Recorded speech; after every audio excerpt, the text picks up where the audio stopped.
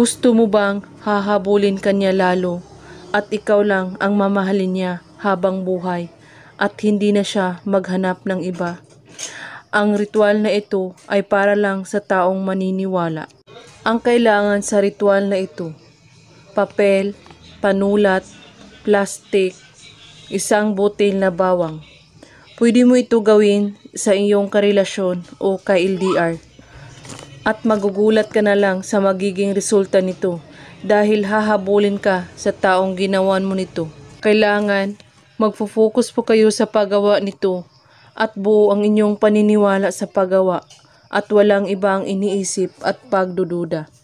At ihanda mo ang iyong sarili. Kunin mo ang bawang at balatan mo ito.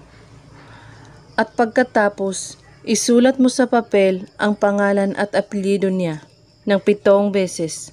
At kunin mo ang bawang na binalatan at ilagay mo ito sa gitna ng papel. At pagkatapos, banggitin mo ang pangalan at apelyido niya. At sabihin mo, hahabulin mo ako at iparamdam mo sa akin kung gaano mo ako kamahal. 7 beses mo ito ulit-ulitin.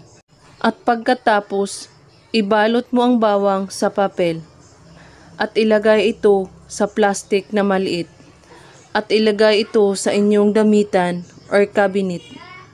Kinabukasan, kunin mo ito at ibawon ito sa lupa. Kapag sumibol ang bawang, ay matutuwa ka na dahil unti-unti nang matutupad ang iyong mga kahilingan sa buhay. At hayaan mo lang ito. Gawin ito sa Friday lamang, kahit anong oras at araw. Basta't buo ang inyong paniniwala sa paggawa at walang ibang iniisip at pagdududa. At kung may katanungan po kayo ay magko-comment lang po sa baba. Maraming salamat sa panunood. May God bless us all.